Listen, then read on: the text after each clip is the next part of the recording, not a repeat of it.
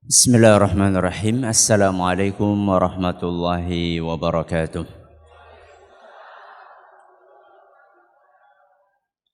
Alhamdulillahi rabbil alamin.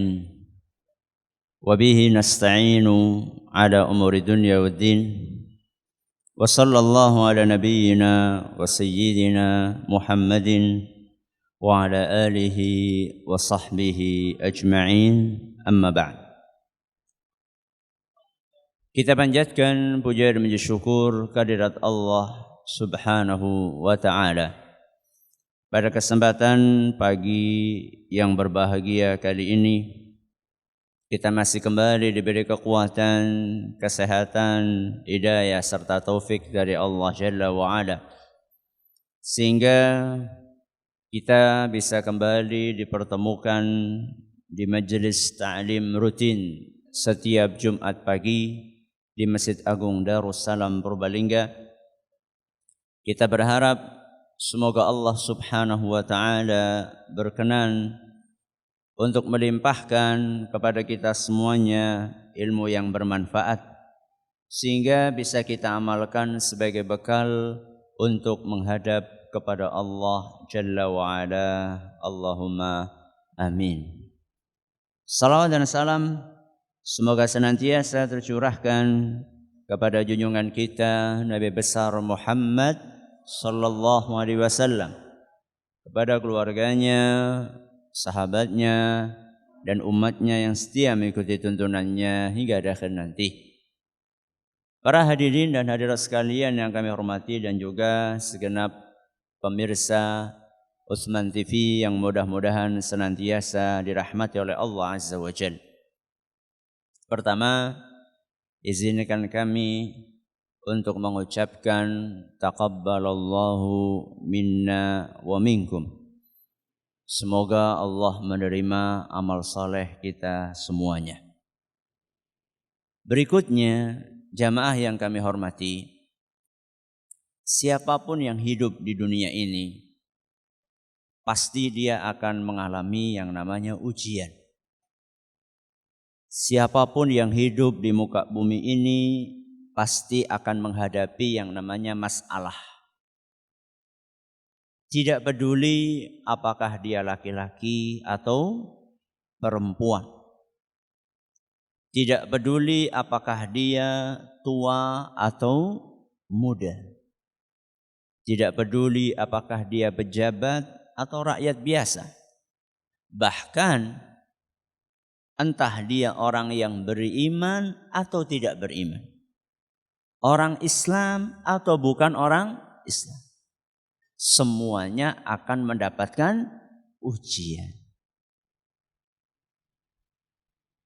Bahkan manusia-manusia yang paling istimewa di muka bumi ini pun mengalami ujian. Sinten? Para nabi dan para rasul. Mereka adalah manusia-manusia pilihan.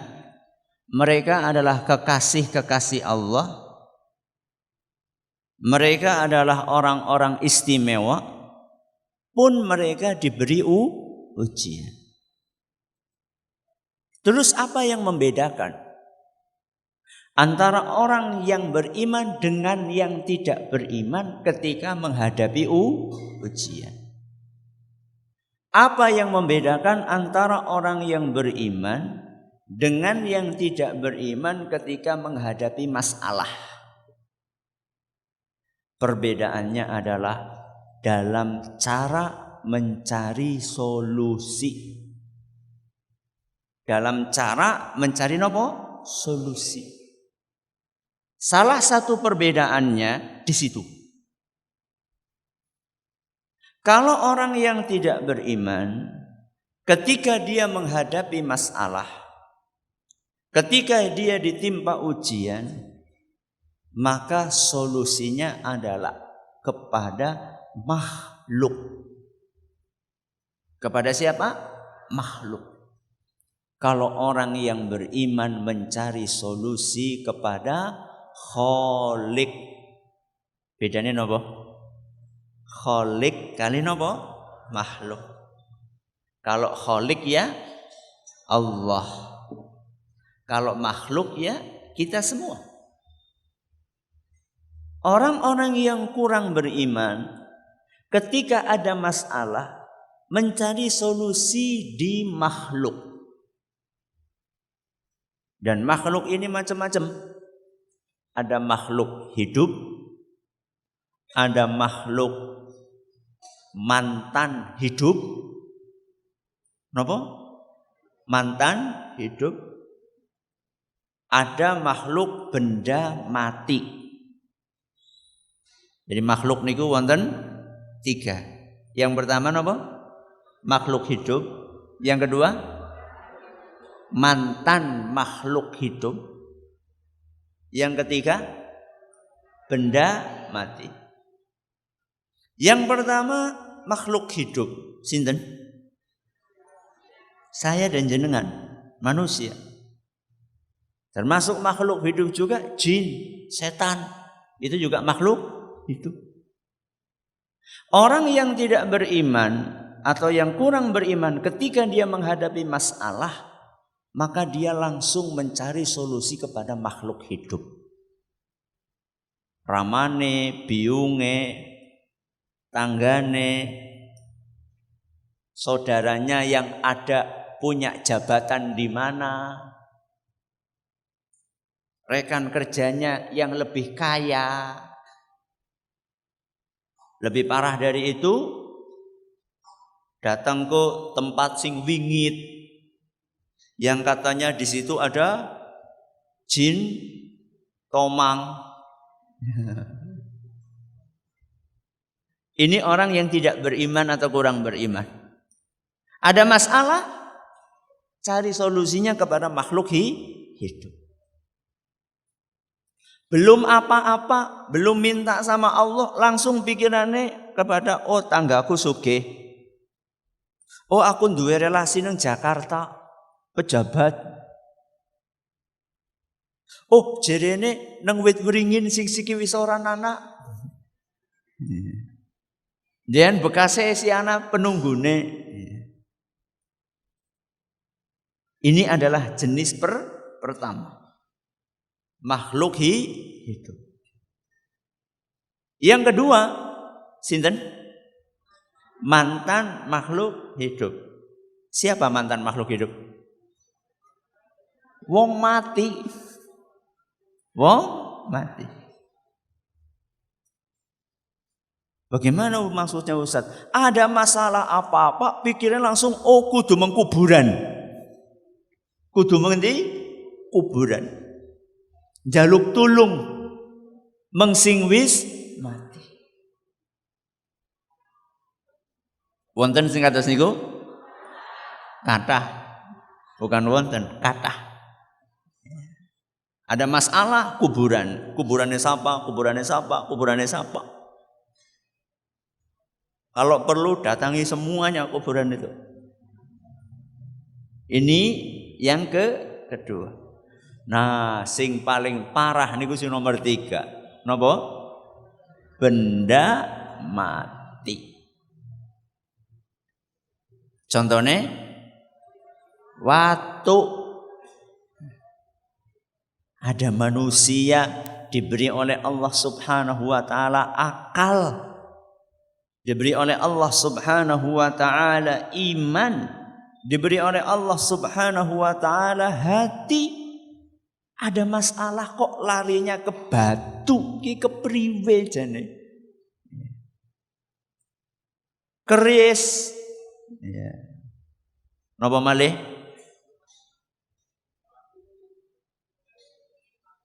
Wesi kuning. Ali-ali sing jere anak penunggune, anak isine. Ini orang-orang yang tidak beriman. Kalau orang yang beriman menghadapi masalah, pertama kali dia mencari solusi kepada sinten? Allah Subhanahu wa taala. apapun masalah yang dia hadapi. Masalah ini kan macam-macam. Wonten masalah ekonomi, rezekine mandan seret. Ada masalah kesehatan, tubuh kita sedang sakit. Ada masalah keluarga, bojo angel diatur. Bocah angel dididik, angel diomongi. Ini kan masalah. Orang-orang yang beriman, setiap ada masalah, sekecil apapun masalah, disebutkan dalam sebuah hadis yang dhaif, seandainya sandale jenengan pedot, sandalnya apa? Pedot. Dia masalah kecil apa besar? Kecil. Minta sama Allah. Kur masalah sandal apa? Pedot. Siko nek wis njaluk minta kepada Allah, apa terus ujuk-ujuk sendale gigal kang langit gue?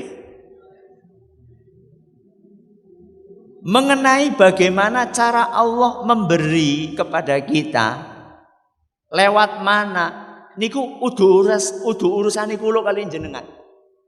Jadi gak usah kepriwe carane, wis ora usah mikir cara.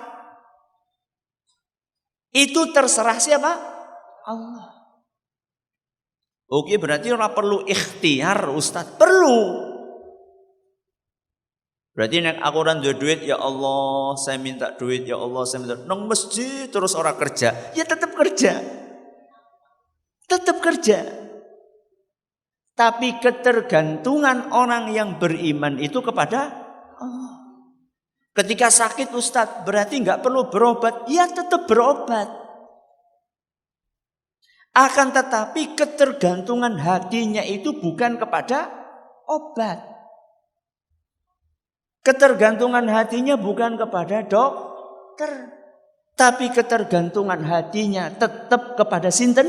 Allah. Itu orang yang beriman.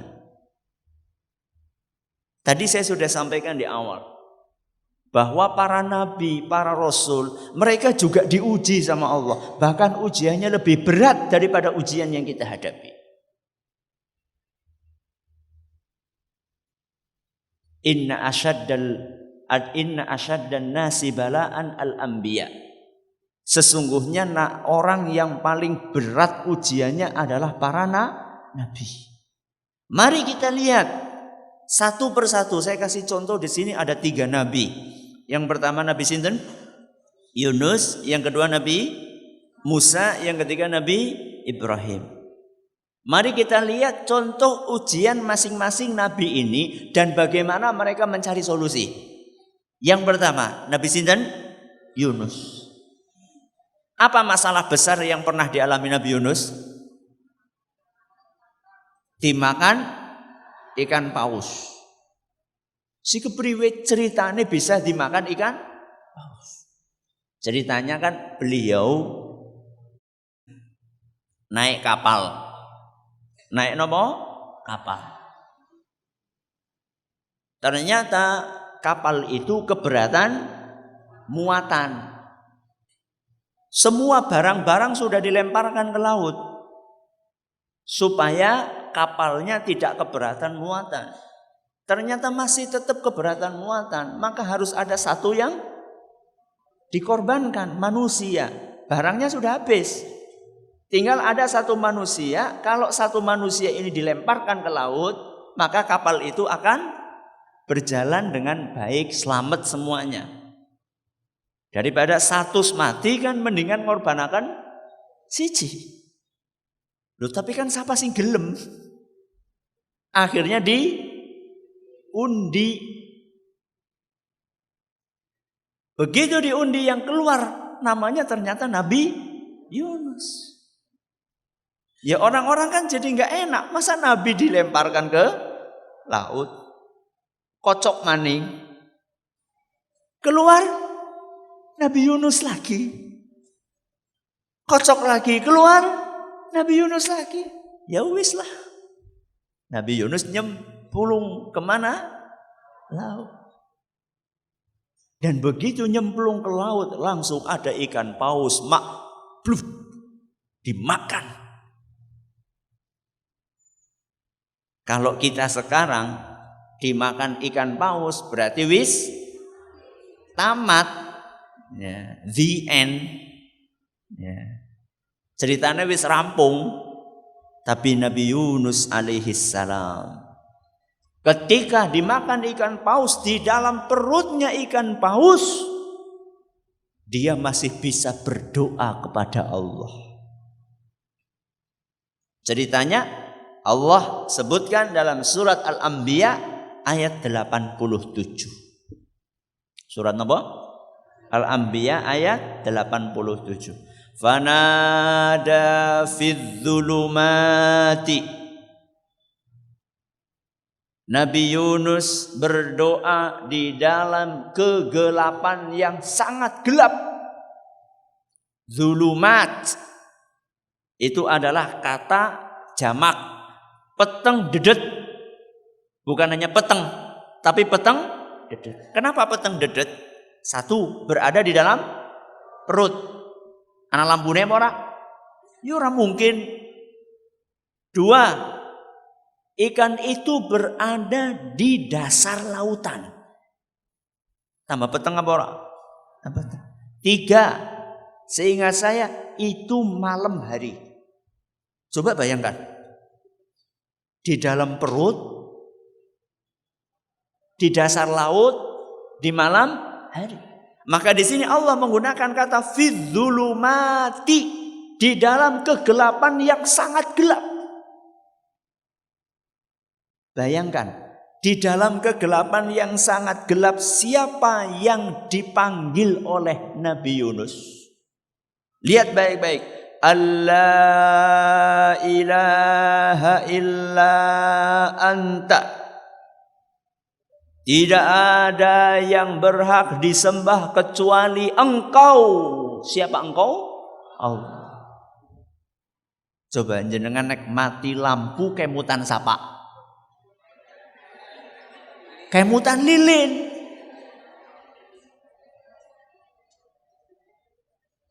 Kemutan senter. Siapa di antara kita di dalam kegelapan langsung ingatnya Allah? Ini Nabi Yunus. Kemudian Nabi Yunus mengatakan, Subhanak, Maha suci Engkau ya Allah. Lihat bagaimana Nabi Yunus ngajari kita untuk berhusnudzon, berbaik sangka kepada Allah. Maha suci Engkau ya Allah. Aku mengalami seperti ini bukan karena Engkau zalim ya Allah. Bukan karena Engkau ingin menganiaya aku ya Allah. Bukan karena Engkau ingin menterlantarkanku ya Allah. Maha suci Engkau ya Allah. Itu semua tidak mungkin Engkau lakukan. Lihat Nabi. Bukan seperti kita. Diuji marah-marah sama Allah. Diuji nyalah-nyalahkan Allah. Jeneng wong tuaku sing mati udu kae bae. Loh, jenengan kok malah ngatur Allah kepriwe sih? Aku jeneng usahane kayak gini kepriwe sih jane Allah? Sudah berusaha semaksimal mungkin kok tetap gagal. Allah ini gimana toh? Loh, kok nyalahkan Allah itu loh? Contoh Nabi sinten? Nabi Yunus. Setelah itu kemudian Nabi Yunus ngajari kita untuk introspeksi diri. Apa kata beliau? Inni kuntu minadz-dzalimin. Aku ini termasuk orang-orang yang zalim. Nabi Yunus mengajarkan kepada kita, musibah apapun yang kita alami, ujian apapun yang menimpa kita, itu sumbernya dari kita. Gara-garane awake dewek. Alias dosa-dosa yang kita lakukan itu yang menyebabkan kita ditimpa musibah. Kalau kita setiap mengalami masalah seperti ini, segera introspeksi diri, masalah akan cepat selesai. Tapi Yang bikin masalah berlarut-larut, yang bikin masalah nggak cepat selesai, itu karena ketika kita dapat masalah, kita mencari kambing hitam. Contoh dalam rumah tangga. Jenengan berumah tangga sudah lama toh?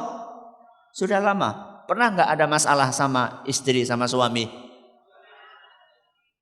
Pernah apa sering? Sering. Langsung rampung masalahnya apa suwe rampungnya? Ya dulu-dulu.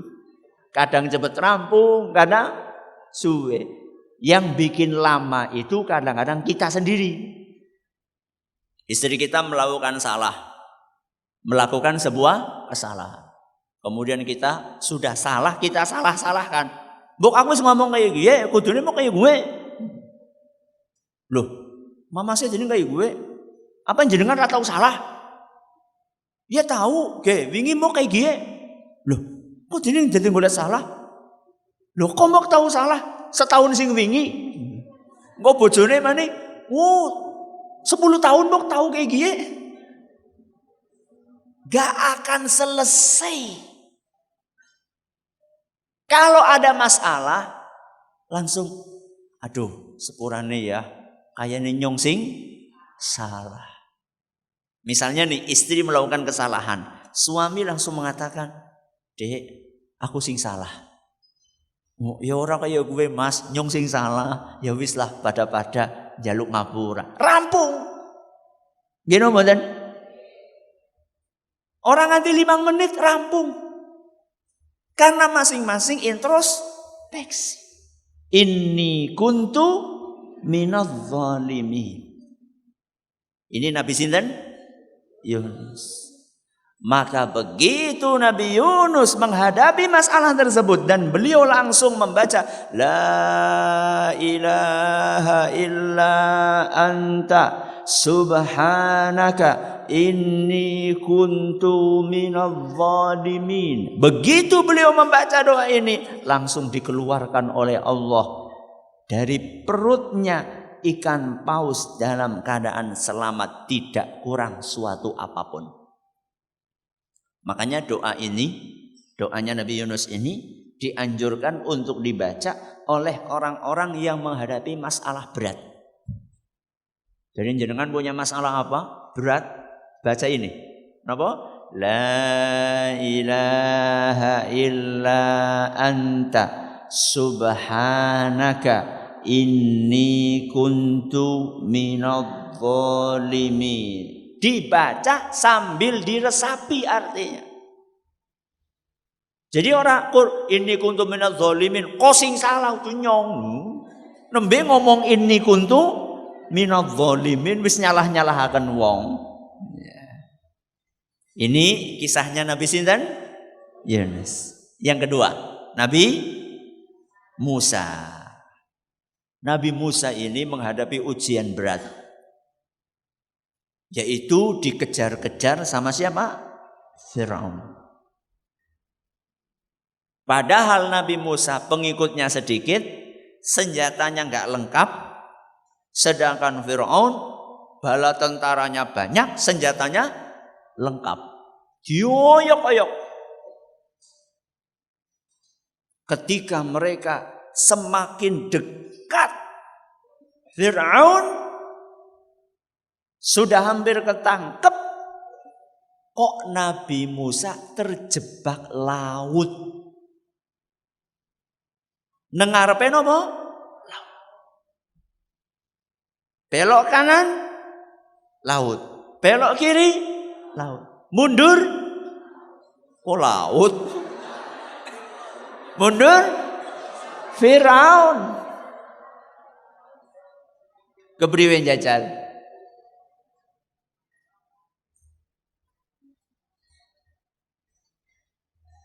Jamaahnya Nabi Musa yang imannya tentunya tidak setinggi Nabi Musa. Apa kata mereka? Inna lamudrakun. Dia kecekel gitu temenan gitu. Ini Allah ceritakan dalam surat Asy-Syu'ara ayat 61 sampai 62. Falamma tara al-jam'ani, ketika kedua golongan itu saling melihat. Kedua golongan itu sinten? Nabi Musa kali jamaahipun, terus Firaun dengan bala tentaranya. Ketika mereka sudah saling melihat karena saking dekatnya, qala ashabu Musa, pengikutnya Nabi Musa mereka berkata, inna lamudraku, pasti kita ketangkap. Tapi lihat Nabi Musa alaihissalam. Apa kata Nabi Musa? Qala kalla, tidak mungkin. Saya tanya, kira-kira Nabi Musa itu ketika pertama kali melarikan diri beserta dengan siapa? Jamaahnya itu. Kira-kira sudah dikasih tahu sama Allah atau belum? Musa, nanti kalau misalnya kamu lari ketemu laut, jangan lupa keluarkan apa? Tongkatmu, pukul laut itu, nanti lautnya akan terbelah. Kira-kira saya tanya kepada jenengan, kira-kira Nabi Musa ketika pertama kali kabur itu sudah dikasih SOP seperti itu sama Allah atau belum? Belum. Tapi Nabi Musa yakin akan dikasih solusi sama Allah. Itulah akidah, bapak-bapak dan ibu-ibu. Itulah tauhid. Keyakinan seseorang kepada Allah yang kuat akan membuat dia tetap optimis. Kebalikannya optimis nopo? Ora pesimis. Allah pasti tolong. Kala, tidak mungkin kita ketangkep. Kenapa tidak mungkin? Bukan karena aku hebat, Nabi Musa. Tapi lihat kata-kata Nabi Musa, inna ma'iya rabbi sayahdin. Sesungguhnya Allah bersamaku dan Allah akan kasih petunjuk kepadaku. Ketika seseorang sudah ditemani oleh Allah, maka semua masalah akan tuntas. Semua masalah akan selesai kalau kita bersama dengan siapa? Allah. Tapi kalau bersama dengan Nyi Roro Kidul atau bersama dengan jin tomang,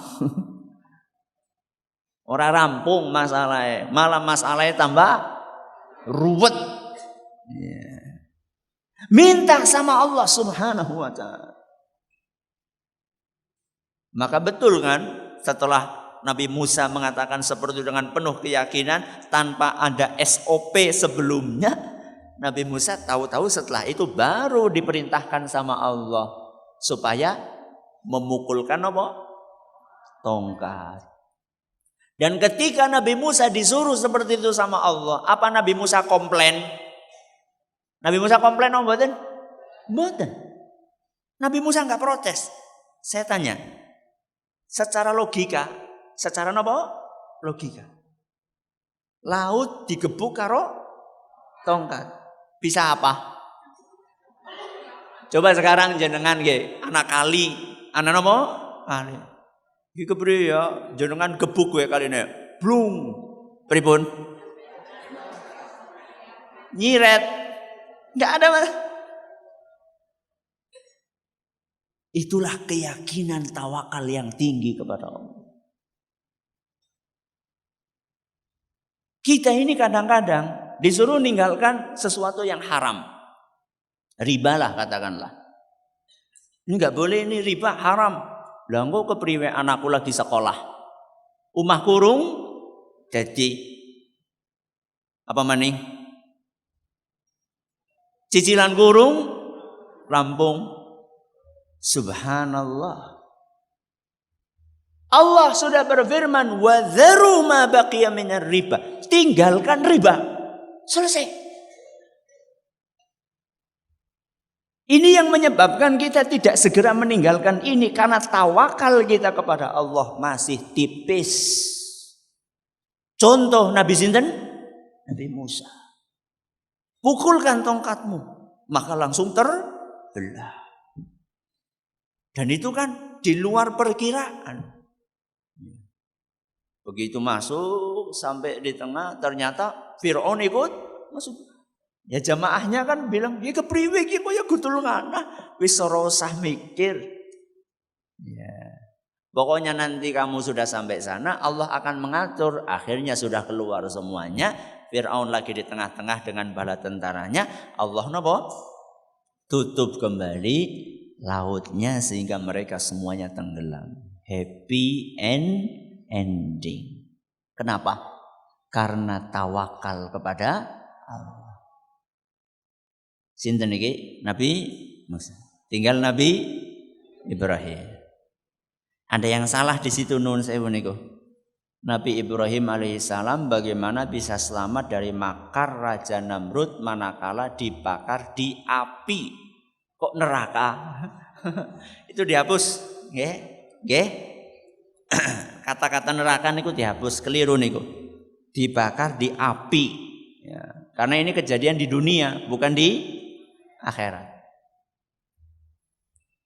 Ceritanya bagaimana kok Nabi Ibrahim bisa sampai dibakar di mana? Di api yang besar. Karena Nabi Ibrahim alaihissalam itu berani untuk menghancurkan nopo? Berhala-berhalanya Namrud. Itu ceritanya seperti itu. Padahal saat itu Nabi Ibrahim sendirian. Nabi Ibrahim nopo? Sendirian. Berani melawan raja yang punya bala tentara yang begitu banyak. Dan raja itu terkenal kezaliman dan kelalimannya. Terkenal kekejamannya. Nabi Ibrahim masuk tok hancuri semuanya. Kecuali satu yang paling besar. Kemudian yang paling besar itu dikalungkan di lehernya. Napa nggih?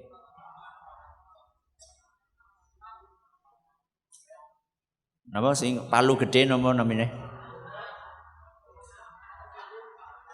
Kapak. Kayaknya bukan loh. Palu sing gede jenengane apa? Bodem. Nah, gue kayaknya pas gue bodem. Palu gede. Itu dikalungkan di mana? Di lehernya patung yang paling besar. Begitu esok harinya Namrud beserta dengan para pengikutnya pengen ngibadah.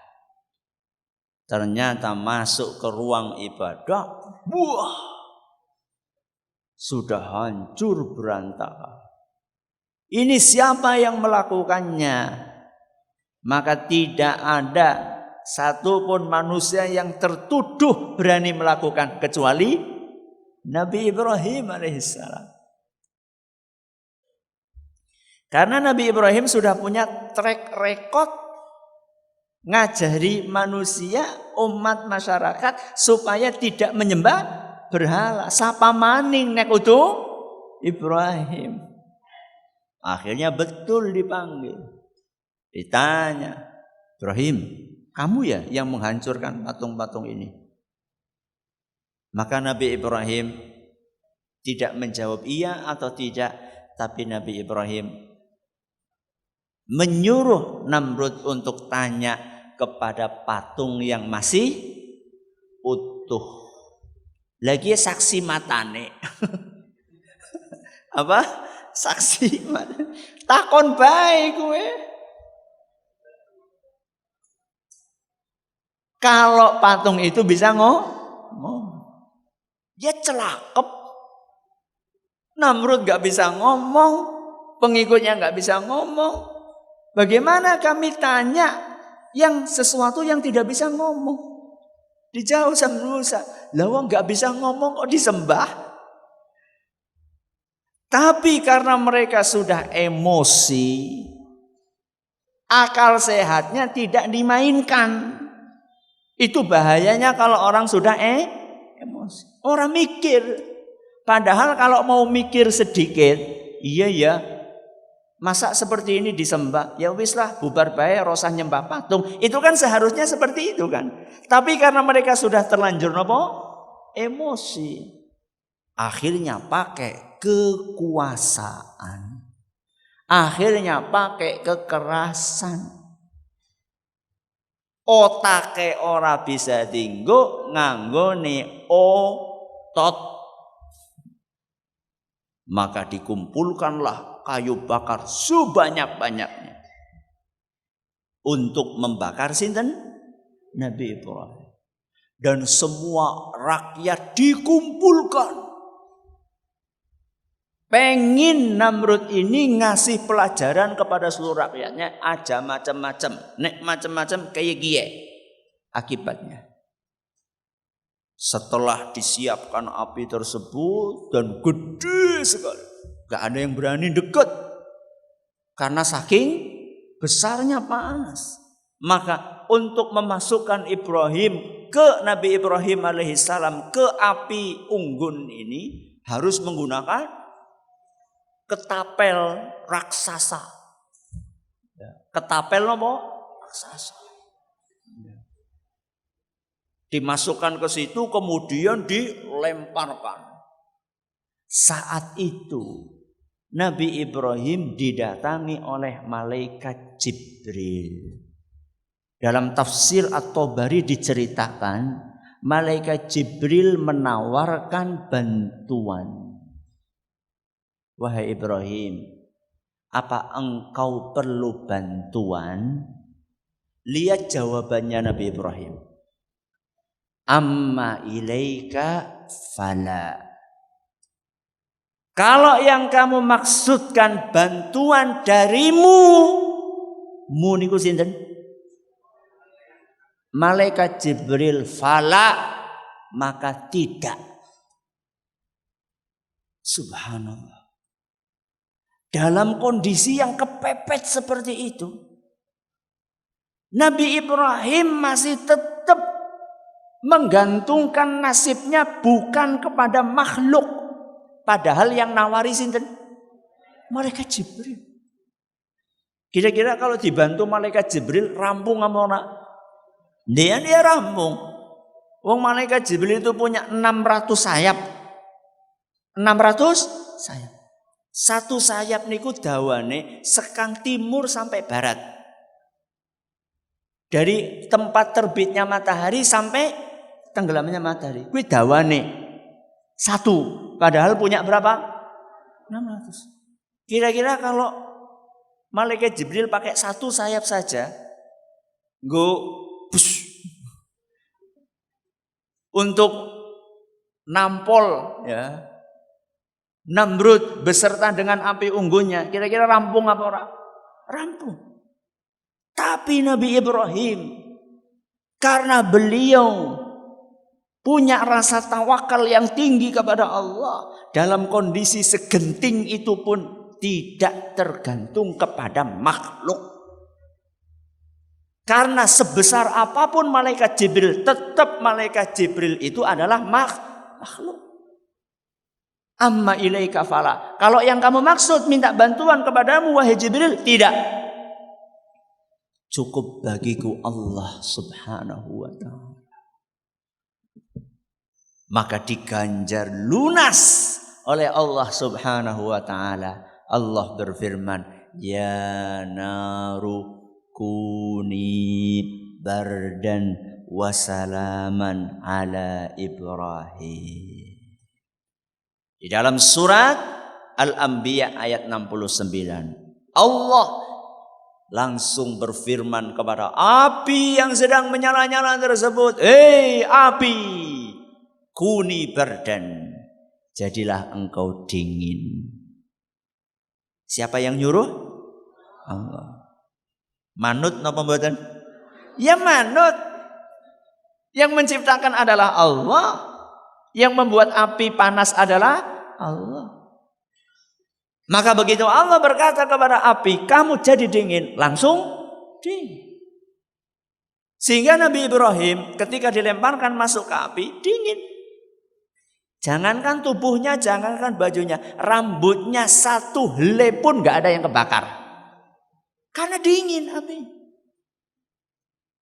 Begitu selesai api unggunnya, orang-orang sudah membayangkan, wah gewis entong Ibrahim. Ternyata masih segar bugar. Itulah bapak-bapak dan ibu-ibu yang kami hormati. Tawakal kepada Allah. Masalah apapun solusinya minta kepada Allah. Ustaz, ujarku ya nyong wis ndonga nganti seprene urung mari-mari. Itu bagaimana Ustaz? Mungkin kita ingat Allahnya itu cuma ketika susah tok. Mungkin kita ingat Allahnya kapan? Cuma ketika susah. Ketika senang, nopo? Kelalen. Itu mungkin pemicunya. Padahal kalau kita ingin diingat sama Allah ketika susah, ingat Allah ketika senang. Itu pesan dari Rasul SAW. Dalam hadis riwayat Ahmad nyatakan Sahih Syekh Al-Albani, ta'arraf ilallahi fir rakhai ya'rifka fisyiddah.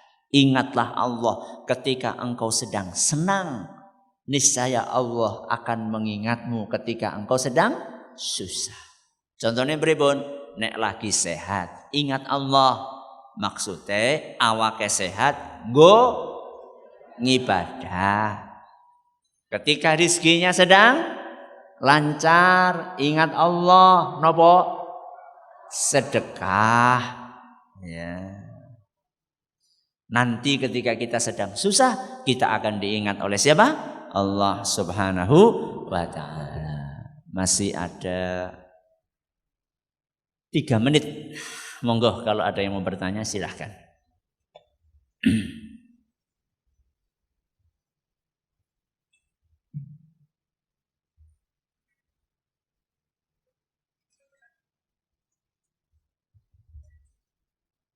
Nonton kebenaran nih. Monggo silakan. Bismillahirrahmanirrahim. Assalamualaikum warahmatullahi wabarakatuh. Waalaikumsalam warahmatullahi wabarakatuh. Saya ingin menanyakan Pak, di dalam surat Al-Baqarah ayat 25 di sini dijelaskan bahwa jadikanlah sholat dan sabar sebagai penolongmu. Bagaimana itu penjelasannya Pak? Terima kasih. Assalamualaikum warahmatullahi wabarakatuh. Waalaikumsalam warahmatullahi wabarakatuh. Terima kasih atas pertanyaannya. Ada sebuah ayat dalam Al-Quran yang berbunyi wasta'inu bis sabri wassalah. Jadikanlah sholat dan sabar itu sebagai penolong. Katanya kita hanya minta tolong kepada Allah. Kok ini minta tolong kepada sholat dan sabar? Perhatikan, sholat itu adalah ibadah. Ibadah kepada siapa? Allah. Sabar juga ibadah kepada Allah. Jadi intinya kita harus beribadah kepada Allah. Kalau ada masalah, segera sholat, segera sabar. Rasulullah Sallallahu Alaihi Wasallam kata seorang sahabat beliau, kana Rasulullah Sallallahu Alaihi Wasallam idza hazabahu amrun fazi'a ila shalah. Rasulullah sallallahu alaihi wasallam kalau dililit masalah maka beliau cepat-cepat salat. Kalau beliau dililit napa? Masalah cepat-cepat salat. Mulane nek ana debt collector cepat-cepat apa? Melompat lewat jendela sholat. Ya ora bisa khusyuk, usahakan khusyuk. Ben ngemben ora usah hubungan maning karo debt kolektor.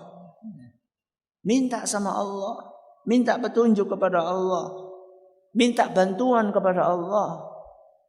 Sabar bagaimana? Termasuk sabar. Kita ini ketika ada masalah, kalau tidak sabar, maka seringnya mencari jalan pintas. Nopo contohnya jalan pintas? Kendat. Nauzubillahi min. Dipikir selesai masalah, malah nambah masalah. Ya.